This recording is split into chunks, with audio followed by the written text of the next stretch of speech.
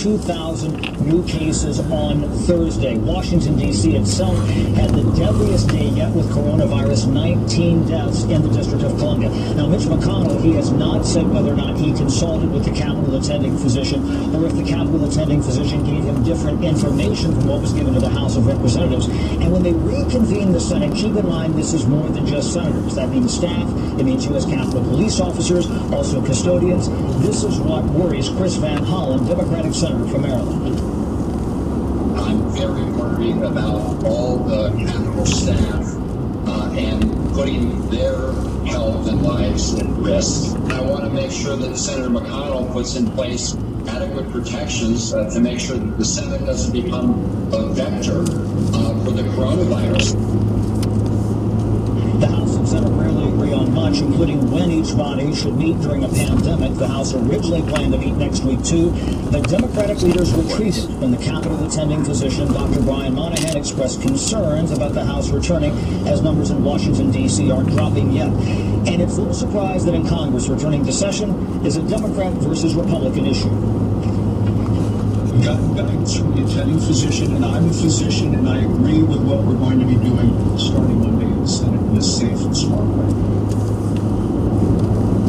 Now, on Monday, they will have one confirmation vote. It's a low-level nomination. Also, hearings this week, one on the crisis facing the airlines, also a hearing on Thursday about testing, and a confirmation next week on confirming John Ratcliffe, the congressman, Republican representative from Texas, to be the director of national intelligence. Sam. Thank you for reporting on all that.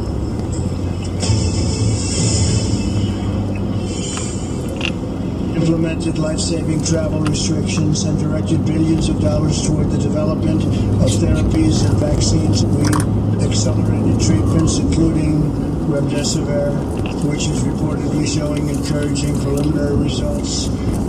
President Trump right there speaking about an experimental drug to treat coronavirus, as a government study now shows remdesivir help patients recover faster from COVID-19. Dr. Andre Khalil is a professor of internal medicine and infectious disease physician at the University of Nebraska Medical Center. He's also a lead researcher on their remdesivir clinical trial at UNMC. Doctor, thanks for coming on.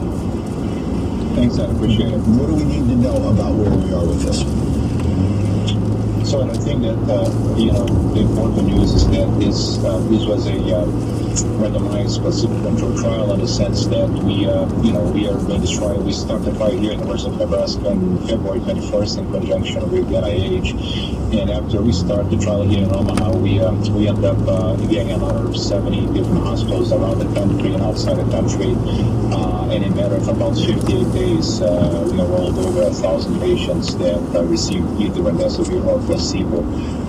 And what we found in a preliminary analysis in the last couple of days is that actually the patients that received remdesivir, they had a statistically significant decrease in the time to recovery. That means they have a faster recovery in terms of 4 days difference compared to placebo. What that means is that patients that received the medication had a shorter time to removal of oxygen or leaving the hospital. So 4 days less on hospital, 4 days less receiving respiratory support, mechanical ventilation. So these are really very important findings because, as you can imagine, being 4 more days sick, it's about a third of the time of the whole process of being severely ill. These are patients that have pneumonia from coronavirus. These kind of are the sickest patients that were enrolled in the trial. So this is a very motivating finding because it really makes a important improvement in the clinical evaluation of these patients. And on top of that, I just want to complement, there was a trend for better survival also with the remdesivir for close to 4% improvement survival as well, but it's a trend at this point. That's good, but we also heard positive things about hydroxychloroquine, and then we heard, well, maybe it's not as good as we first heard. So let's look at this from Politico. They say 5 reasons to be cautious about remdesivir. This isn't a cure. We still have not seen the actual data, they write. Administering it is complicated. It's not yet available for wide use, which I assume you'll address that you're trying to get there. And manufacturing it is tricky. I know maybe you can't answer all 5 moments, but pick 2 of those. There's skepticism. Please address it. Good questions. And so, I mean, I'm skeptic. It's part of being who I am. I am a clinician and I'm a scientist as well, so I'm skeptic about everything. But I think that there is no other trial with that robust methodology in the entire pandemic that has had this type of results. First of all, no other trial. There is no hydroxychloroquine trial with that quality of science that we had in our trial. There is no any other drug that has had a significant statistical result as we've had in our preliminary analysis of our trial. So these are not comparable. There is nothing comparable at this time with the power of the science and with the significance of the results that we have. That being said, I do agree that we have a lot to work. We have a lot to learn. This is just the beginning against the preliminary analysis, but the preliminary analysis is so they're so significant that we found that it was we had to bring up to the public. In fact, it was so important for us that we have changed the design of the trial at this point. We are removing a placebo from the trial because we didn't believe it would be ethical to just not have patients not receiving remdesivir. So, and this is what we have now. Things will evolve, things will change, and I agree we have a lot to learn. This is not a cure. This is a treatment. So we got to be very, very cautious, but also optimistic at this point. All right. So positive steps forward, but we still got a lot of work to do. Doctor, we certainly appreciate your time. Thank you. Thank you. Senator. Struggling manufacturers, meanwhile, looking to Washington, hoping lawmakers will make some big investments in infrastructure. But is spending more money the right way to dig out of this hole? We'll have that for Looking for Mother's Day gifts, but don't know where to start? Visit SiriusXM.com/gift ideas and check out the Mother's Day gift guide. It's filled with gift ideas and special offers perfect for all the moms in your life. The Mother's Day gift guide is brought to you in part by Madison Reed. Think you know at-home hair color? Think again. Madison Reed is salon quality color you can easily do yourself. Delivered to your door on your schedule. Visit SiriusXM.com/gift ideas to learn more. Bill O'Reilly here. You know me as a news guy, but today I'm a science guy. Now, over the years, I've accumulated my share of aches and pains, and that started my quest for a natural solution. I found it in Omega XL. This stuff really works, and 30 years of research.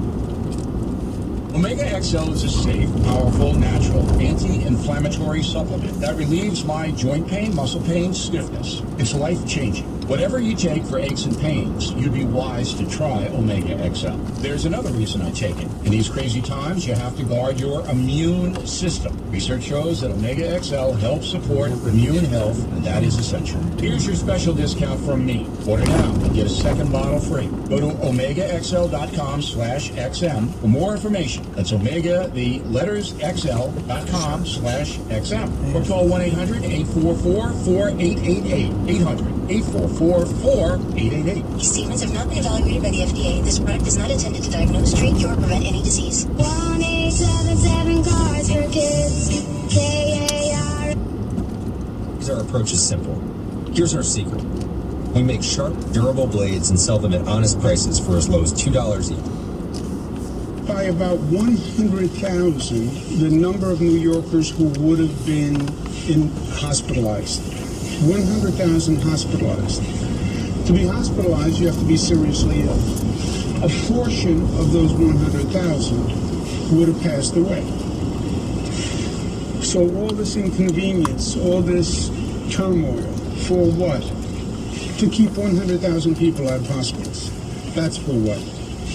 And the 100,000, the hospitals would have overwhelmed the hospital system, would have been chaotic.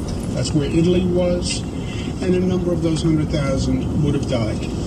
So remember that context. And not just for the retrospective, but for the prospective. Our past actions changed the past trajectory.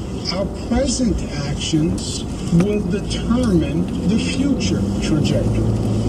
It is that clear. It is cause and effect. You tell me what we do today, I will tell you the number of people sick tomorrow. So every day we get up, every day everyone says, oh my gosh, I have to do this again. Yes, but what you do today is going to determine